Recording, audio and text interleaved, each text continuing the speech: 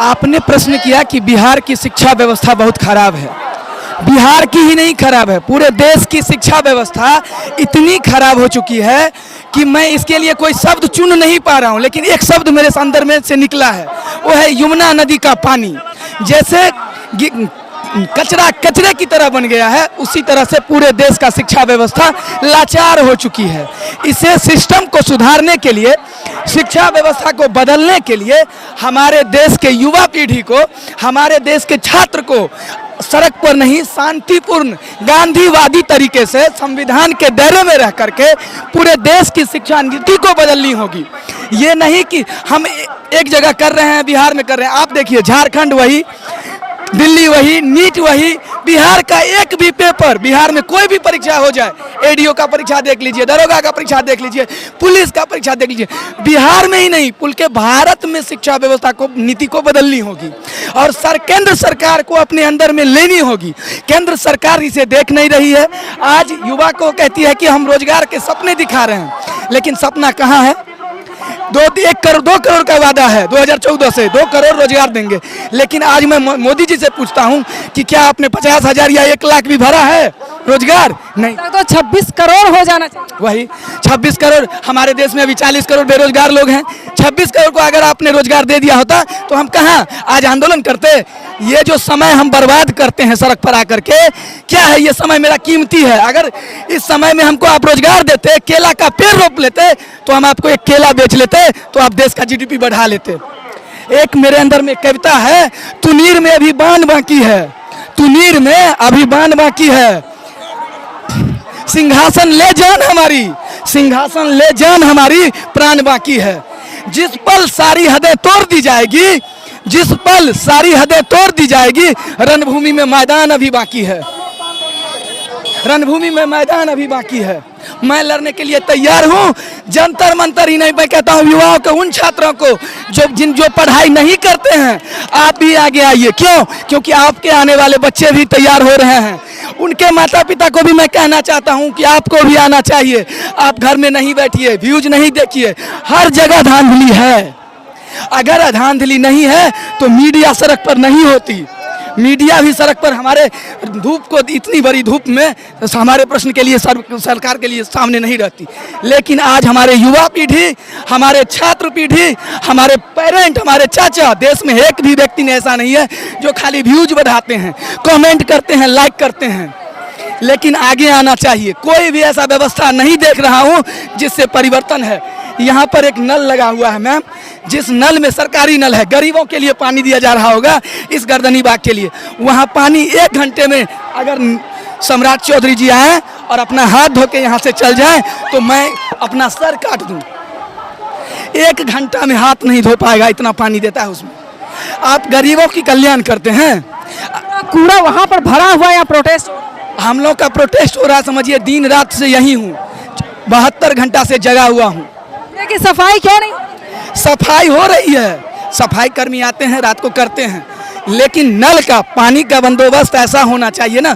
आपने हमारे लिए नहीं किया है, उन गरीब परिवारों के लिए किया है जिनको जरूरत है और उन्हें पानी ही नहीं मिल रहा है। तो आप जरूरत को पूरा किए हैं कभी? जल पानी फेल। नल जल योजना घोटाला योजना है। जिस परिवार, किसी भी परिवार को पानी नहीं मिल रहा है। मेरा मुद्दा नल जल योजना नहीं, मेरा मुद्दा है कि रोजगार मिले, सही रोजगार मिले, शिक्षा में पारदर्शिता हो, जो परीक्षाएं हो उनको सतता पूर्वक ली जाए। मैं यही आखिरी सवाल पूछती हूँ सबसे, क्या लग रहा है अगर सरकार आपकी डिमांड पूरी नहीं करती है तो क्या जंतर मंतर झारखंड बनाएंगे बिहार को? देखिए, अगर हमारी मांग सरकार पूरी नहीं करती है तो हम गांधीवादी तरीके से, शांतिपूर्ण ढंग से ही हम तब तक बैठे रहेंगे जब तक हमारी मांग सरकार पूरी नहीं करती है। इधर क्या नाम हो आपका? संदीप कुमार। संदीप जी कब से टीआरई 4 की तैयारी चल रही है? मेरा तो हो गया है, अभी 1.5 साल से लगे हुए हैं टीआरई 4 में हम तैयारी करते हुए। पहले टीआरई 4 में था कि सिर्फ पीटी पास करके हम लोग को नौकरी मिल जा रहा था, लेकिन अचानक बोल दिया जाता है कि पीटी और मेंस भी होगा। हम लोग सोशल साइंस का स्टूडेंट हैं, हमारा 2 सब्जेक्ट पर ही फोकस रहा 1.5 साल से।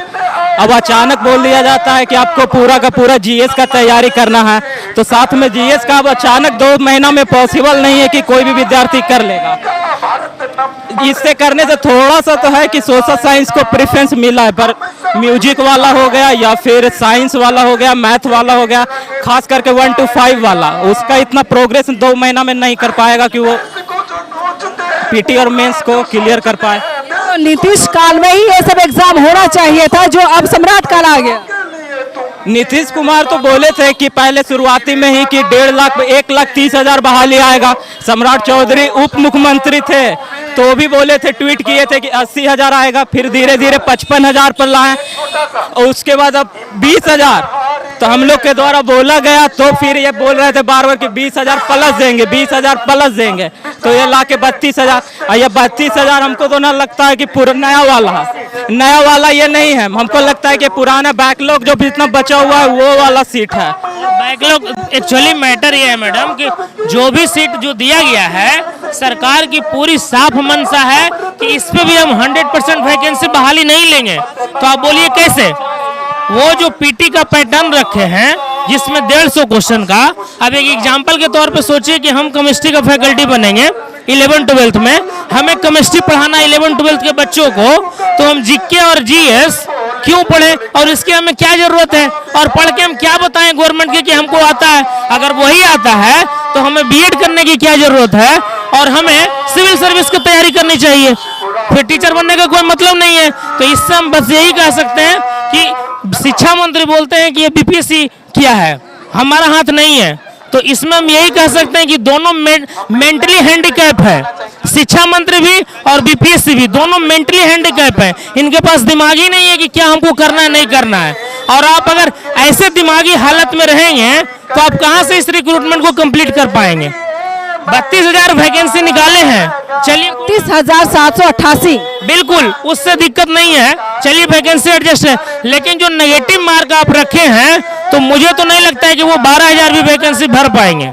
और नियत यही है, आप केमिस्ट्री का आप पीटी भी करिए, कोई दिक्कत नहीं है, हमें केमिस्ट्री पढ़ाना है, जो भाई लोग का फिजिक्स पढ़ाना है, जिनको मैथ पढ़ाना है, आप मैथ का क्वेश्चन पूछिए ना उसमें, इससे क्या दिक्कत है? और आप बोलेंगे कि हमें क्वालिटी के फैकल्टी चाहिए, तो क्वालिटी के फैकल्टी मिलेंगे नहीं, उनकी गारंटी तो नहीं है।